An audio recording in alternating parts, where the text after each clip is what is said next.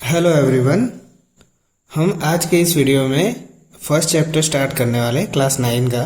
हमने last lecture में second chapter finish कर लिया था। अब इसमें फर्स्ट चैप्टर स्टार्ट करने वाले हैं जिसका नाम है नंबर सिस्टम। ठीक है, नंबर्स के बारे में आप सब बहुत अच्छे से जानते हो कि प्रीवियस स्टैंडर्ड में आप नंबर सिस्टम पढ़ के आए हो। जैसे लास्ट ईयर आपने 8 में रेशनल नंबर पढ़ा था, बस उसी से थोड़ा हम आगे बढ़ेंगे। पर जो फर्स्ट एक्सरसाइज तक के जो एग्जाम्पल्स है और जो फर्स्ट एक्सरसाइज है वो अब तक के 8 स्टैंडर्ड में आप जितना पढ़ के आए उसका रिवीजन ही है। ठीक है, तो उसको अच्छे से समझने के लिए पहले हम रिवीजन कर लेते हैं। जैसे कि सबसे पहले आप ये पढ़ के आए थे नेचुरल नंबर। आप 5th स्टैंडर्ड से नंबर्स पढ़ रहे हो। ठीक है, तो सबसे पहले नेचुरल नंबर को कैपिटल एन से डिनोट करते हैं। तो उसमें कौन से नंबर आते हैं? तो 1, 2, 3 अप टू का आते हैं, अनकाउंटेबल तक जाते हैं। ठीक है, फिर उसके बाद आपने पढ़ा था होल नंबर। तो होल नंबर में क्या ऐड हो जाता है? सिर्फ 0 ऐड हो जाता है। 0, 1, 2, 3 ऐसे अनकाउंटेबल तक। उसके बाद एन और डब्ल्यू के बाद यानी कि होल नंबर के बाद आपने सीखा इंटीजर। ओके, तो इंटीजर को या तो कैपिटल आई से डिनोट किया जाता है या तो कैपिटल जेड से। ओके, जेड क्योंकि एक जेहलम करके वर्ड है जर्मन का जो आपकी बुक में दिया है, उसके ऊपर से भी डिनोट किया जाता है उस मैथमेटिशियन के नाम से। ठीक है, तो इंटीजर में क्या होता है? इंटीजर में नेगेटिव नंबर आ जाते हैं। फॉर एग्जांपल -3, -2, -1 और उसी तरह से 1, 2, 3 जो नंबर लाइन में आप किए थे। 0 के राइट साइड पे पॉजिटिव नंबर होते, लेफ्ट साइड पे नेगेटिव नंबर होते। उसके बाद आपने लास्ट ईयर पढ़ा रेशनल नंबर जिसको कैपिटल क्यू से डिनोट किया जाता था, जिसमें p/q फॉर्म आता था। ठीक है, p/q और q is not equal to 0 ये डेफिनेशन होती थी। q नॉट इक्वल टू 0 क्योंकि अगर डिनोमिनेटर में 0 आएगा तो नंबर फाउंड ही नहीं होगा, अनकाउंटेबल हो जाएगा। ठीक है, तो इतने नंबर आप ये कर चुके हो। अब इसे अच्छे से देखो समझने के लिए कि इसमें ये तो था, इसमें 1, 2, 3 थे, इसमें 0 ऐड हो गया, इसमें कुछ एक्स्ट्रा ऐड हो गया, ये सारे मिलके क्या बन गया? रेशनल नंबर बन गया। इन शॉर्ट ये सीक्वेंस बन क्या रहा है? n जो है वो सबसे कैसा है? छोटा है। उससे बड़ा कौन है? w। उससे बड़ा कौन है? z या i आप लिख लो, कोई प्रॉब्लम। उससे बड़ा कौन है? q। इसके बाद में भी आप 10th स्टैंडर्ड में रियल नंबर करके एक नंबर आएगा वो पढ़ोगे, पर हमें सिर्फ फिलहाल इतने की ही जरूरत है। तो देखो हम कुछ इस तरह से याद रखते हैं यहाँ पे कि आप जानते हो कि आप जब भी छोटे होते हो तो वैसे ही बड़े हो जाते हो। तो आप छोटे हो तो बड़े हो सकते हो, पर क्या आप कभी बड़े होके वापस छोटे बन सकते हो? नहीं हो सकता ऐसा। तो इसमें कैसा होगा कि नेचुरल नंबर है वो होल नंबर हो सकता है, नेचुरल नंबर इंटीजर हो सकता है, नेचुरल नंबर रेशनल भी हो सकता है, बट रिवर्स पॉसिबिलिटी नहीं चलती। होल नंबर नेचुरल नंबर कभी नहीं हो सकता, इंटीजर नेचुरल नंबर नहीं हो सकता। अब हम एग्जाम्पल देखते हैं, आपको और क्लियर होगा। एग्जाम्पल 1 इसकी तरफ से समझते हैं। क्वेश्चन फर्स्ट ट्रू और फॉल्स है और उसके बाद उसके रीजन देने हैं। अगर फॉल्स है तो रीजन देना है। Every whole number is a natural number. Okay, तो यहां देखो every whole number is a natural number. तो ये तो बड़ा है, वो छोटा हो सकता है? नहीं हो सकता। ठीक है, तो ये कैसा होगा? फॉल्स स्टेटमेंट होगा। Okay, every whole number is a natural number. For example क्या है इसका? रीजन क्या दोगे? तो 0 जो है वो होल नंबर है पर नेचुरल नंबर नहीं है। ठीक है, second every integer is a rational number. तो देखो इंटीजर यहाँ है और वो रेशनल छोटा है तो वो बड़ा हो सकता है। क्लियर? तो ये ट्रू स्टेटमेंट है। उसके बाद third every rational number is N integer. तो एवरी रेशनल नंबर वो इंटीजर हो सकता है? कभी नहीं हो सकता, वो फॉल्स है। ठीक है, तो वो नहीं होगा। एग्जाम्पल आप ले सकते हो फॉर रेशनल नंबर, ये ले लो 2/3। ये जो है 2/3 वो रेशनल नंबर है पर वो इंटीजर नहीं हो सकता। इंटीजर में p/q फॉर्म में नंबर ही नहीं होते। तो एग्जाम्पल 1 था इसको समझने के लिए। Now next example 2 find the 5 rational number between 1 and 2। Okay, 1 और 2 के बीच में 5 रेशनल नंबर हमें फाइंड करने। पर वैसे इंपॉर्टेंट FIB थी 8th स्टैंडर्ड में कि 2 रेशनल नंबर के बीच में कितने रेशनल नंबर होते? तो 2 रेशनल नंबर के बीच में ऑलवेज अनकाउंटेबल रेशनल नंबर होते। तो हम उसमें कैसे फाइंड करते थे? तो देखो ये 1 लिख लिया। 5 रेशनल नंबर फाइंड करने तो आप कोई भी नंबर से मल्टीप्लाई कर दो, बड़े नंबर से। यहाँ पे मैं 1 के साथ 7 मल्टीप्लाई करता हूँ और 7 से डिवाइड करता हूँ, तो क्या नंबर बनेगा मेरा? 7 1 जा 7 और नीचे 7। सिमिलर पैटर्न पे यहाँ पे जो 2 है उसके साथ भी हम 7/7 से मल्टीप्लाई करेंगे। ओके, न्यूमरेटर में और डिनोमिनेटर में। तो 2 7 से क्या बनेगा 14 और नीचे 7। तो देखो मुझे कितने नंबर लेने 5, तो हम कैसे लिख सकते हैं, यहाँ से शुरुआत कर सकते हैं 7/7। उसके बाद हम क्या लिख सकते हैं 8/7, 9/7, 10/7, 11/7 एंड 12/7। तो देखो 1 2 3 4 5 तो हो गए। अब चाहो तो ज़्यादा लिख सकते हो और यहाँ तक, ये जो लास्ट नंबर है वहाँ तक। तो ये जो 5 नंबर है अंदर या 6 नंबर है जो हमें मांगे है वो। तो जैसे ही मैं यहाँ पे 7 मल्टीप्लाई कर सकता हूँ वैसे मैं 10 कर सकता हूँ, 11 कर सकता हूँ, 99,000, 1 लाख, जहाँ तक कर सकते। इसलिए हम 2 रेशनल नंबर के बीच में कितने नंबर आते हैं, अनकाउंटेबल रेशनल नंबर आते हैं। नाउ नेक्स्ट एक्सरसाइज 1.1 हम स्टार्ट करते हैं। उसका फर्स्ट क्वेश्चन है, is 0 is a rational number, can you write in the p by q form. Okay, 0 of course rational number है क्योंकि all integers are rational numbers. So 0 और p by q form में लिखना है तो हम उसे उसके नीचे 1 लिख सकते हैं। 0/1 क्या होता है, 0 ही तो होता है।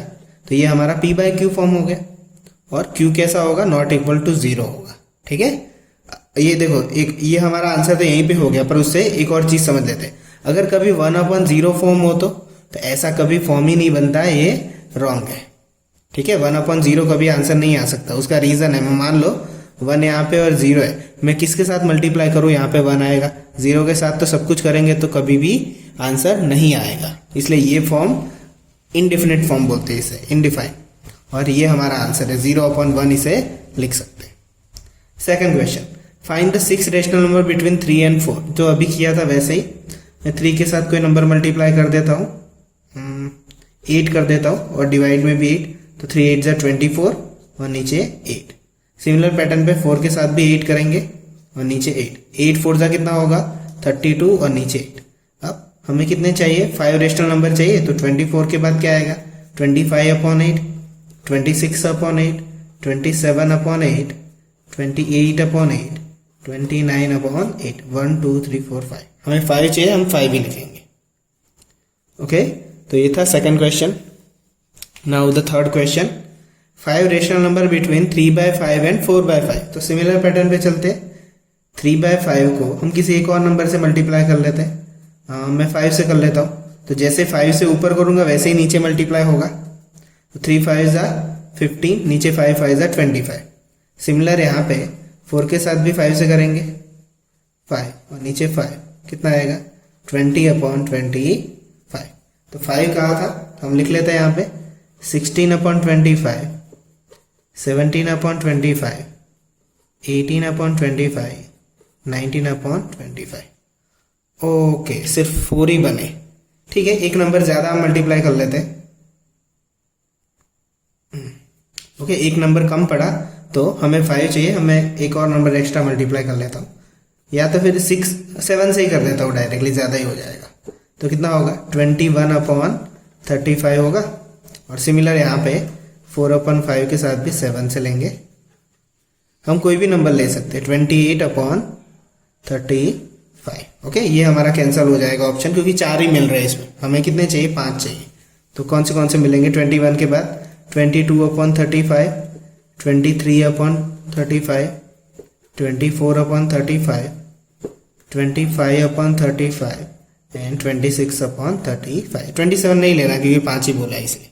ठीक है, तो ऐसे अगर कभी नंबर आपको कम पड़ जाते तो आप ज्यादा नंबर मल्टीप्लाई कर सकते हो, और ऑलरेडी आप 8 में कर चुके हो। Okay, now fourth question, true और फॉल्स। सिमिलर क्वेश्चन अभी जो एग्जांपल 2 हमने किया था वैसा ही। Every natural number is a whole number, true और फॉल्स। तो नेचुरल नंबर सबसे छोटा है, वो होल नंबर हो सकता है, तो क्या होगा ट्रू होगा। Every integer is a whole number, तो इंटीजर है वो वापस होल नंबर नहीं हो सकता, होल नंबर कैसा है छोटा है, तो ये फॉल्स आएगा। अब उसके लिए कोई भी एक एग्जांपल लिख दो, कोई भी इंटीजर लिख लो जो होल नंबर ना हो। तो होल नंबर में कैसे नंबर आते हैं 0 1 2 3 अप टू, उसमें एक भी नेगेटिव नंबर नहीं आता। तो -2 एग्जांपल ले लो कि -2 is a integer but not a whole number. ठीक है, तो -2 इसका एग्जांपल लिख लो। Question third, every rational number is a whole number. तो रेशनल नंबर तो सबसे बड़ा है, वो होल नंबर हो ही नहीं सकता, तो एक एग्जांपल ले लो 2/3, ये रेशनल नंबर है, वो होल नंबर नहीं हो सकता। ठीक है, तो ये एक्सरसाइज 1.1 थी। आई होप ये समझ में आया होगा, क्योंकि ये तो जस्ट रिवीजन था। एक्चुअली चैप्टर अब स्टार्ट होगा ये नंबर सिस्टम का। नाउ अब हम थोड़ी थियरी क्लियर कर लेते हैं आगे जो हम पढ़ने वाले हैं उससे। अब हम एक नया नंबर पढ़ने वाले हैं जिसका नाम है इरेशनल नंबर्स। ठीक है, ये तो अभी हमने पढ़ा कि नेचुरल नंबर जिसमें 1 2 3 होते हैं, होल नंबर में सिर्फ 0 ऐड हो जाता है, इंटीजर में नेगेटिव 0 और पॉजिटिव होते हैं, और रेशनल नंबर में p/q फॉर्म आता है। अब इरेशनल नंबर किसे कहते हैं?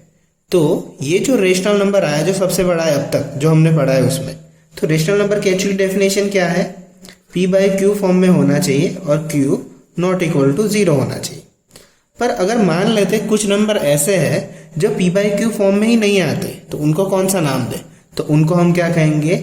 इरेशनल नंबर कहेंगे। ठीक है, तो ऐसे कौन से नंबर है जिनको इरेशनल नंबर कहा जाएगा? तो फॉर सिंपल दैट एग्जाम्पल, यहां देखो 4 किसका स्क्वायर रूट है? ठीक है, यानी कि 4 का स्क्वायर रूट क्या होगा? 2 होगा ऑफकोर्स। फिर 9 किसका है? 3, 9 का स्क्वायर रूट क्या होगा? 3। ओके, उसके बाद 16 किसका है? 4 का। ठीक है, तो square root of 4 2, square root of 9 3, square root of 16 4। तो ये जो सारे नंबर है जिनके स्क्वायर रूट परफेक्ट निकल के आते हैं, पर उन नंबर का क्या है जिसका कोई स्क्वायर रूट ही नहीं निकलता।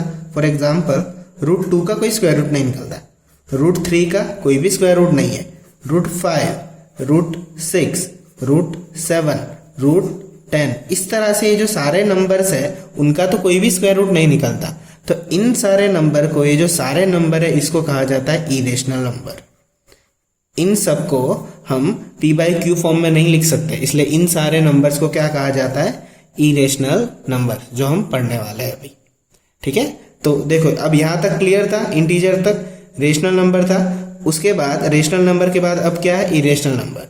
अब इरेशनल नंबर रेशनल नंबर के बीच में कोई कंपैरिजन नहीं है कि कौन छोटा है कौन बड़ा, दोनों अलग अलग है। अब अच्छे से समझो कि अब नया नंबर आ गया इरेशनल नंबर, तो क्लियरली जैसे कि यहाँ पे नेचुरल था, होल था और इंटीजर था, तो तीनों को इंक्लूड करने के लिए कौन सा नंबर लाया गया था? Rational number. ठीक है, अब नेचुरल भी है, होल भी है, इंटीजर है, रेशनल है और इरेशनल भी है, तो सबको इकट्ठा करने के लिए अब कौन सा नंबर आएगा जिसे हम मानते हैं रियल नंबर। ठीक है, इसे हम क्या कहेंगे? Real number. Real number means ये सारे ही नंबर जो है वो इसके अंदर आ जाए तो इसको हम क्या कहेंगे? रियल नंबर कहेंगे। ठीक है, रियल नंबर सबसे बड़ा होता है, यानी कि नेचुरल नंबर भी रियल होगा, होल भी रियल होगा, इंटीजर भी रियल होगा, रेशनल भी रियल होगा, इरेशनल भी रियल होगा, पर रियल नंबर किसी का नहीं होगा। For every natural number is integer, sorry, every natural number is real number, true. Every whole number is real number, true. Every integer is real number, true. Similarly, every rational number is real number, true. Every irrational is real, true. But every real, none of this. Okay? तो ये concept है। अभी हम एक 1.2 का एक exercise में जो ट्रू फॉल्स का क्वेश्चन है वो देखते हैं तो आपको और क्लियर होगा। नाउ एक्सरसाइज 1.2 का फर्स्ट क्वेश्चन देखो, इसे समझने में आसानी होगी। Every irrational number is a real number, ये ट्रू फॉल्स का ही क्वेश्चन है जैसे हमने प्रीवियस देखे वैसे ही। Every irrational number is a real number, तो देखो मैंने क्या कहा अभी, इन सबको और इरेशनल नंबर को कंबाइन होके ही रियल नंबर बना है, तो एवरी इरेशनल नंबर वो किस में समा जाता है? रियल नंबर में, तो ये क्या होगा? ट्रू होगा। ओके, तो फर्स्ट स्टेटमेंट ट्रू है। Second, every point on the number line, आप नंबर लाइन जानते हो, इस तरह से हम करते हैं, ड्रॉ करते हैं, of the form of √m where m is the natural number. अब ये √m है, अभी हमने डिस्कस नहीं किया, सिर्फ इतना ही नंबर मैंने बताया। पर देखो नंबर लाइन में हर एक नंबर जो होता है वो सिर्फ √m के फॉर्म में ही थोड़ी होता है। ठीक है, एक्चुअली ये क्या होगा, तो इसलिए फॉल्स होगा, पर इसके बारे में मैं डिटेल से नेक्स्ट लेक्चर में बताऊंगा, क्योंकि अभी वो कॉन्सेप्ट हमने स्टार्ट ही नहीं किया है जो नंबर लाइन वाला है वो। ठीक है, तो ये मुझे याद रहेगा, मैं सेकंड लेक्चर में इसे अच्छे से समझाऊंगा। उसके बाद थर्ड देखो, every real number is an irrational number. अब देखो ध्यान से, यहां से रियल नंबर भी आता है तो कोई प्रॉब्लम नहीं, सारे नंबर होते हैं, पर रियल नंबर से वहां नहीं जा सकता जो अभी मैंने बताया, तो इसलिए ये क्या होगा? फॉल्स होगा। पर इसका हम एक्सप्लेनेशन दे देते कि every real number is an irrational number. हर एक रियल नंबर इरेशनल थोड़ी है, रियल नंबर में तो रेशनल भी आता है, इसलिए ये स्टेटमेंट क्या है, फॉल्स। कोई भी रेशनल नंबर लगा के लिख दो, 2/3 लिख लो, हम जो लेते ये रेशनल है पर इरेशनल नहीं है। ठीक है, ओके, तो क्लियर हुआ होगा। सेकंड क्वेश्चन देखते हैं इसका। सेकंड क्वेश्चन देखो, are the square root of all positive integers is irrational. Example देना है हमें या तो एक्सप्लेन करना है। देखो, are the square root of all positive integer, तो देखो स्क्वायर रूट लेते हैं हम, लाइक फॉर एग्जाम्पल √2 का स्क्वायर रूट क्या होगा, हम √2 ही सीखे अब तक। तो √3 का क्या होगा, तो √3 ही होता है। तो यहाँ तो इरेशनल आया, कोई प्रॉब्लम नहीं है, क्योंकि अभी समझे हम रूट वाले तो क्या होते हैं, इरेशनल होते हैं। पर √4 का देखो, तो √4 का क्या आया, 2, ओनली इंटीजर आया, इरेशनल नहीं आया। तो देखो, are the square root of all positive integer, यानी सारे पॉजिटिव के क्या इरेशनल आए, इन दोनों क्या है पर इसके नहीं आए। सिमिलरली √9 का भी क्या आएगा, 3 आएगा। तो ये हमारा आंसर होगा no, not all the positive integer are irrational. यहाँ पे नॉर्मल नंबर आ रहे हैं, तो उसमें हम ये दोनों एग्जाम्पल लिख सकते हैं। ठीक है, तो आई होप कि आज का जो लेक्चर है वो क्लियर हुआ होगा। बाकी हम नेक्स्ट लेक्चर में इरेशनल नंबर के नंबर लाइन ड्रॉ करना सीखेंगे और उसके बाद में आगे एग्जाम्पल करेंगे। आज के लिए इतना ही, मिलते हैं नेक्स्ट वीडियो में।